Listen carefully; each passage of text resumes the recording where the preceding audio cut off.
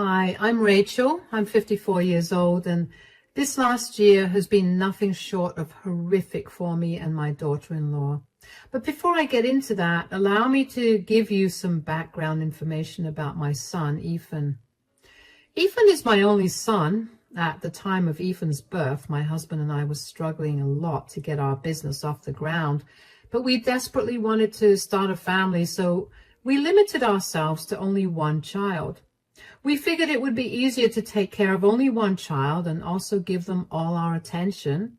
And we did just that. We worked hard all day to provide for Ethan, and when we got back home from work, we gave Ethan our undivided attention. It was exhausting initially, but seeing Ethan look so happy made everything worth it. As the years passed, Ethan grew up into a smart young man. He still spent as much time as he could with us, even when he went off to college. Aside from being smart, Ethan also was a very good-looking person, and so with that came his personality shift into being a player. Now, my husband and I had no problem with whatever he did as long as he was staying safe and being rational about the decisions he was making. Ethan only had one long-term girlfriend who he dated in his junior year of university. He ended up breaking up with her only because I caught him talking to another girl a year after they graduated. They had been planning to move in together, but I managed to convince him to break up with her because if he was already talking to other women, then he wasn't in love with his girlfriend. My husband and I did begin to get worried about the kind of person our son was turning into after that. We tried our best to counsel him. We felt like everything worked out when he met my daughter-in-law, Valerie. The two of them met because of some mutual friends and apparently hit it off immediately. If I'm being completely honest, I adored Valerie the day that Ethan brought her home. She felt like the daughter that I never got to have. Ethan and Valerie dated for around 3 years before finally tying the knot. I thought that everything was going perfectly for Ethan, and by that point, all my worries about his morals and his behaviors were calmed. To make things even better, less than a year after the two of them got married, Valerie told us that she was pregnant. I was ecstatic at the idea of becoming a grandmother, especially because I got to be around a child without having any stress about the business, considering how successful my husband and I are now. After she announced her pregnancy, though, Valerie barely came over to our place. Before she got pregnant, my husband and I would regularly host Ethan and Valerie for dinner, at least once a week or every other week. I began to get concerned, so the next time I invited Ethan over, I asked him about Valerie. "Hi, Mom. How are you?" "Hi, sweetie. I'm doing good. How are you and Valerie doing?" "We're doing good." "Where's Valerie? Why didn't she come with you?" "Well, you know how pregnancy is." "Oh, no. Does she need help with anything? I mean, I'm free. I can help her do a bunch of things if she needs to." "Oh, no, it's okay. I reduced my working hours to help her around the house." "Sure, but I'm sure that a little more help would never hurt. Besides, being a woman who went through pregnancy too, I think I'll be able to offer a little more help and advice regarding her pregnancy." "It's really okay, Mom. I've got it all under control." "Are you sure?" "Yeah, I'll call you if we ever need anything." "Yes, you absolutely should. Speaking of calling, though, I should make an effort to call Valerie a lot more." "No." "No?" Look, Mom, I was trying to be as gentle as possible about this, but Valerie has been begging for some space for herself." "What do you mean?" "She's been feeling a little smothered by all the attention and advice she's been getting from her side of the family. She told me to make sure that no one bothers her right now." "Oh, that's odd."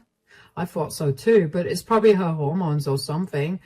Anyway, all I know is that I want to make this pregnancy as comfortable as possible for her, and if that means telling everyone to leave her alone for a bit, then I'm doing that." Okay, I got it. I'll keep my distance, but I will call you to ask for updates, if that's okay, of course." "Yeah, that's more than fine." "You're doing a great job, by the way. I'm sure that Valerie's having a much easier time with you by her side." "I really hope she is. Anyway, let's go out and get dinner now." I did think that Ethan's reasoning was off, but I didn't think about it too much. I mean, who was I to butt into how his relationship worked? I wanted to call Valerie after that, but I chose to honor her wishes. I understood how crazy pregnancy could make you.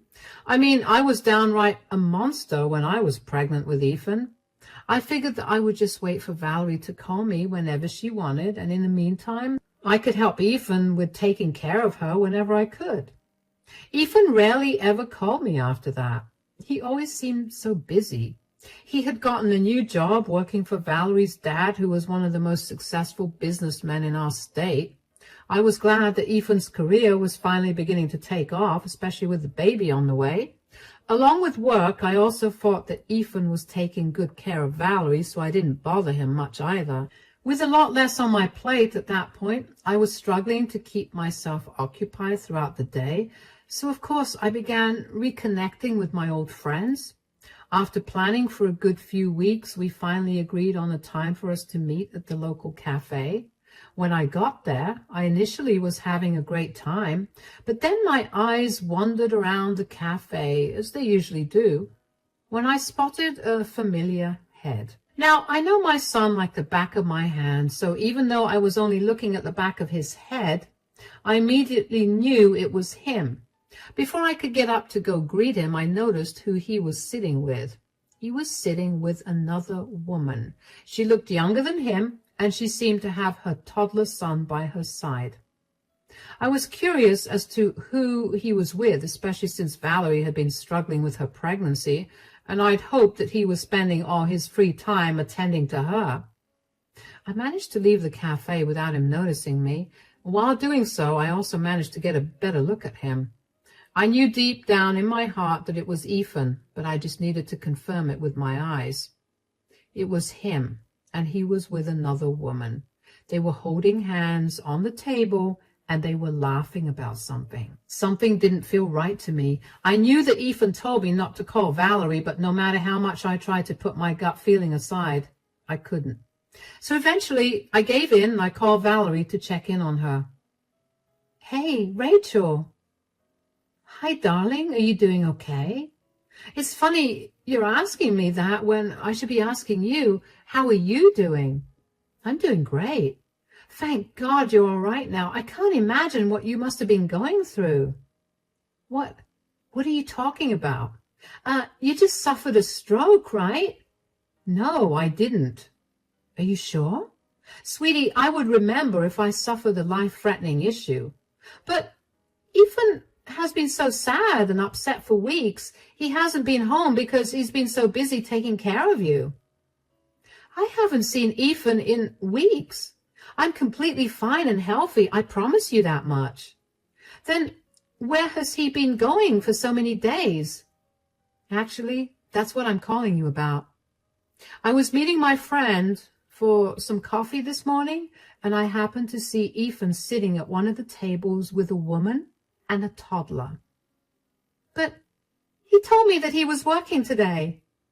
"Oh, no, he's been lying about way too many things." "Do you think he's cheating on you?" I don't know. I mean, I don't have any evidence against him. Was he really close with the woman? Did the child look like him at all?" "I don't know about him being really close to her, but they were holding hands on the table and were laughing. The child didn't look like him at all, at least from what I could tell. They weren't sitting in a place for me to comfortably make out many details. Why would he lie to me?" "Okay, sweetie, you need to listen to me. You cannot break right now. You have a child on the way and you need to stay strong. We're going to get to the bottom of this and you need to go through his things." "Isn't that an invasion of his privacy?" "None of that matters when your marriage is on the line. He's probably not going home for a while, right?" "No, I think he'll be home soon." "Well, whenever he next leaves the house to take care of me, go through his things and let me know if you find anything. No matter what you find, just know that I'll be by your side. I'm going to help you out, and I'm going to make sure that Ethan pays the price for anything wrong he does." "Thank you so much, Rachel. I really owe you one." No, you deserve better, and I want to make sure you get it. Take care and keep me updated. I couldn't believe what I had heard. First of all, for Ethan to tell Valerie I had a stroke was beyond insane. I saw no reason for him to lie about something so dire. Unless, of course, he actually was cheating. I did not want to assume the worst of my son, but I didn't want to rule out the very real possibility of him doing something disgusting. I had hoped that after he married Valerie, his player, bad boy days would be out behind him, but after seeing him look so affectionate with another woman while his wife was pregnant back home, I couldn't help but doubt his actions. The more I entertained the idea of Ethan cheating on Valerie, the more upset I got about it. Valerie was pregnant, and this was not the best time for such life-shattering news to be given to her. But I also knew that I would feel beyond guilty if I hadn't spilled to her immediately. It was better that she go through the pain of it all before the child was born rather than after. I didn't try to call Valerie after that conversation because I didn't want Ethan to even accidentally find out that we were back in contact. I patiently waited for her call, even though it was eating me up alive to know more. Finally, she called me 2 days later. She seemed like she had been crying for a long time because she sounded very nasally and her throat sounded raw. Hey, Rachel, are you free? I hope I'm not bothering you. Oh my gosh, are you okay? Of course I'm free, and you could never be a bother. What's going on? Well, I looked through Ethan's phone and I found out so much. Oh no, what did you find out? I found him texting multiple women. Oh, sweetie. That's not even the worst part. It turns out that who he's been visiting for so many months, he's apparently met at least 20 women in this period, and one of them was my colleague from work, who he happened to meet during a work dinner that I invited him to. That's disgusting. Oh my gosh. And apparently the woman that you saw him with is pregnant with his child too. I feel so disgusting. I can't expect you to feel good after finding out all of this, but I do want you to channel all these negative feelings you have into teaching him a lesson. Yeah, but could I ask you something? Of course, sweetie. Do you think I'm ugly? Do you think that there was something I could have done to make sure Ethan remained faithful to me? Sweetie, you can't think that way. You're not ugly at all. The first time I saw you, I genuinely thought that my son must have done something insane to pull you. You are not responsible for his actions. You don't have to fight to keep your husband faithful to you. That was his duty the second he vowed to be by your side forever. You're right. I guess my pregnant brain is making me feel like I did something wrong. And we can't let your pregnancy brain act right now. Right now, we're going to get even with Ethan for hurting you this way. Are you sure that you want to go against your son? No son of mine would ever lie to and cheat on his wife. This is me simply teaching him a much-deserved lesson. All right, let's do this. Shall I come over tomorrow whenever Ethan is out of the house again? Yes. Take care until then, and if you want to come stay here for the night, that would be okay too. No, I'd much rather whatever we do come as a huge surprise to Ethan. I don't want him to know that we're onto his lies at all. All right, then. I'll meet you tomorrow. After the call was done, I didn't know how to feel, only because I had so many emotions swirling in me like a hurricane. I wanted to yell at Ethan for his disgusting behavior, but I also wanted to cry with Valerie for the love that she lost. One thing was for certain, though. I knew that at that moment, I no longer had a son. My husband, too, was very upset by what Ethan had done and called Valerie to apologize. Valerie was surprisingly very kind-hearted about it, and that only made me feel even angrier at Ethan. How could he have thrown away a 4-year relationship with the most kind, caring woman on the planet just like that, especially when she was pregnant with his child? I wanted nothing more than to call Ethan up and yell at him for being a jerk, but I knew better than to do that. If I did that, he would not learn any lesson. He would probably just move on and do the same thing to another woman. He needed to be equally hurt by this just so he would never repeat it. And I was all for hurting him in the worst way possible. After barely getting much sleep at night, I made my way over to Valerie's place the next morning. Valerie's eyes were red and puffy, and she looked like a mess. I hugged her tightly when I saw her, and then asked her how she was holding up. How are you holding up? Well, I've managed to stop crying, so that's where I am right now. I'm really sorry for Ethan's behavior. I can't help but feel really bad that this is all happening to you. It's okay for you to feel bad about all of this, but you have nothing to apologize for. You're right. I just sometimes wonder if Ethan's dad and I raised Ethan better. That's a load of nonsense. You guys are wonderful people, and I'm sure you raised Ethan to be just like you. Ethan made his own decisions, and that is not a reflection of you two. You're absolutely right, but still, let me help you figure out how to get back at Ethan. I think I already have an idea. Oh, let me hear it. I was thinking of informing my dad about Ethan cheating on me. I'm sure with all the time he's been sleeping around with other women, he's been slacking at work. I'm sure that Dad is only letting him work with him because Ethan is my husband and Ethan needs the money, considering I'm pregnant. That's brilliant. Your dad can fire him and you can file for a divorce against him. But will your dad just blindly believe you? Of course. But he won't have to blindly believe me because I have all the proof I need of Ethan's cheating on me. That's my girl. That's so smart of you. Okay, and what about the woman that Ethan got pregnant? Does she know that he's married? From what I could tell, she didn't. Then I think it's time you tell her. Confront her with all the evidence and see what she says. Do you really think that will go well? Even if it doesn't, at least the woman will be informed.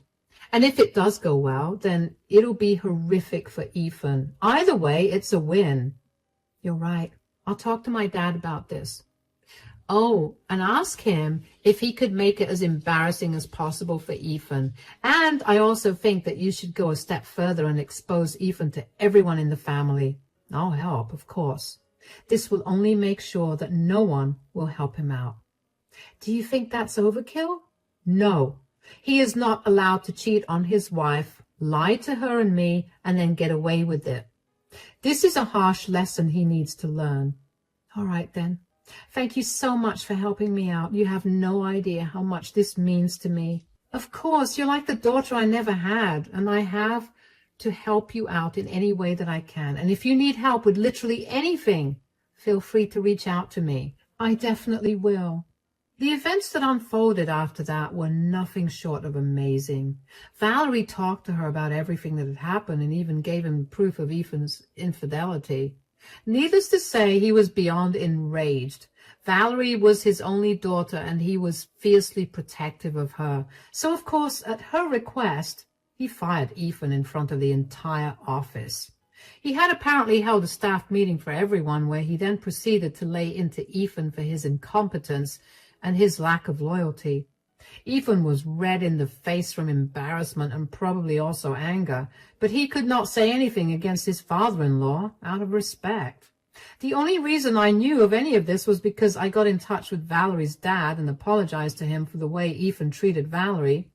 He too assured me that I had nothing to apologize for and told me that I had done way more good for Valerie than Ethan ever had. My husband, Valerie's father, and I sat down after that and decided that if we wanted to take any further action to teach Ethan a lesson, we decided it would be best for Ethan to no longer live anywhere near us. Together, we pulled all the contacts we had so we could make sure that nobody would hire Ethan. With all of our reputations combined, that was a pretty easy task. Valerie also managed to reach out to Ethan's mistress, who was pregnant. She wasn't aware that Ethan was a married man and was very, very angry when she found out. She also apologized a ton and told Valerie that she'd end her relationship with Ethan immediately, and she did. She also told Valerie that she would be fighting for full custody of their child, and she urged Valerie to do the same. By this point, several days had passed since Ethan got fired. Valerie lied and told him that she was staying with her parents because she couldn't take care of herself all alone, which was kind of true considering how heavily pregnant she was. During the few days that she was away, she also filed for divorce. As soon as she got the divorce papers in hand, she rushed over to my place to ask me how to serve the papers to Ethan. However, Ethan also decided to show up at my house at that time. He saw Valerie's car in the driveway and practically stormed in through the front door in a rage. "What did you do?" "What on earth are you talking about? You manipulative snake! That is no way to talk to the mother of your child." "Oh, were you in on this too?" "In on what exactly?" "I don't have a job anymore." "Really? Did my dad finally fire you?" "Finally? You wanted him to fire me?" "Why would he want his cheating son-in-law to work with him?" "How did you even find out about that?" "I happened to see you sitting with the woman you recently impregnated at a cafe. After that, all it took was one phone call to Valerie for the truth to unravel." "So you two didn't think it was fair to approach me about it? You had to go and tell your dad, Valerie, and you had to get me fired for it? And Mom, did you not care that I would lose my livelihood?" "You are a disgrace to me and your dad. You deserve nothing less than this." "Do you even know how humiliated I was at today's staff meeting? Valerie, your father yelled at me in front of everyone and then told me to get out of the office and your lives." "Yeah, I have all your things packed. You can take them and go." "You know what? I don't regret cheating on you." "Of course you don't. You're a disgusting person, and we didn't expect anything more from you." "No, you don't understand. Valerie was an absolute nightmare to deal with the second she became pregnant. She was always angry and always in pain. She snored so loud that I barely got any sleep, and she never did any of her work around the house. I would come back home from a tiring day of work to a dirty house and no food. Of course I went to search for satisfaction elsewhere." "You made me pregnant. Don't you dare forget that. You begged me to have your children, even when I told you I didn't want children for another few years. And of course I wasn't able to do much. I was in so much pain because of the pregnancy. You can't possibly blame me for the pain. And it's even more pathetic of you to blame Valerie's pregnancy for your incompetence as a husband. Your satisfaction should never have come first. Your first priority should have been Valerie and her well-being, something that I told you I would help you with, but you lied about doing yourself." "I had to lie. The two of you meddled too much, and I needed a foolproof plan to make sure I got what I wanted." "Well, you just did. So don't blame me for the consequences of your actions. Surely you anticipated getting caught and paying for it, right?"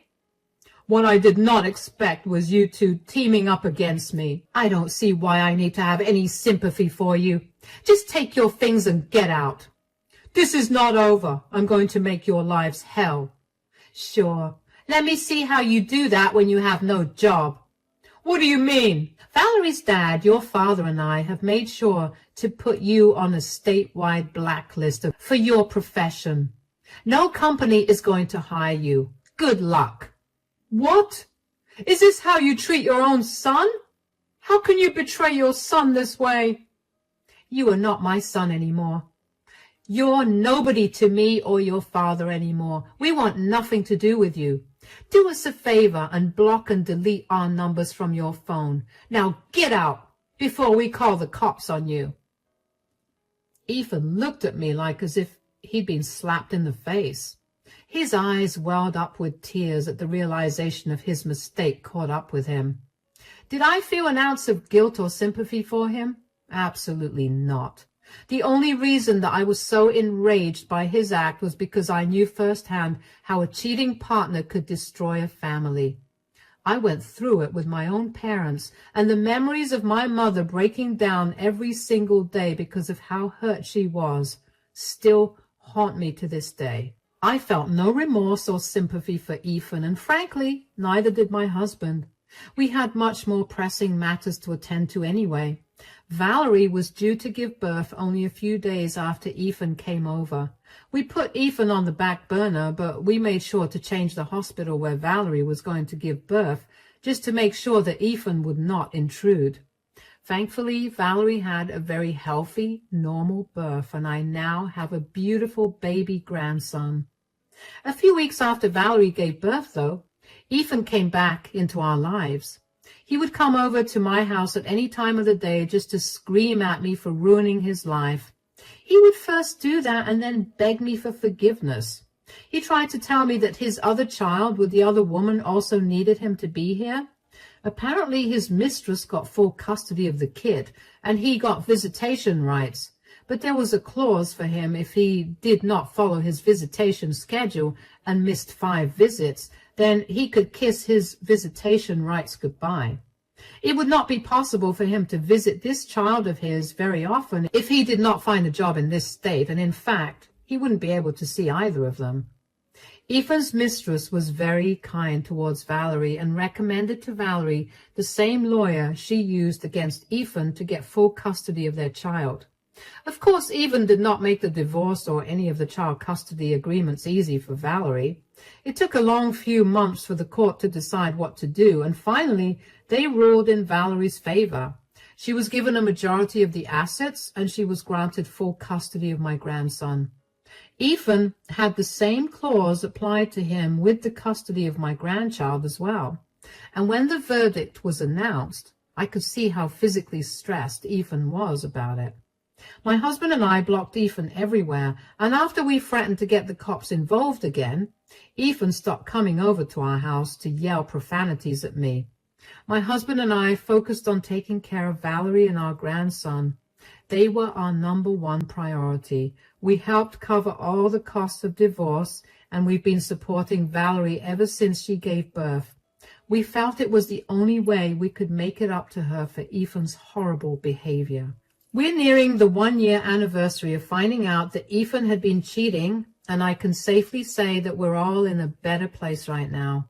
Well, except for Ethan. I heard through some extended family members that Ethan moved across the country and managed to land a job, but he's still doing miserably.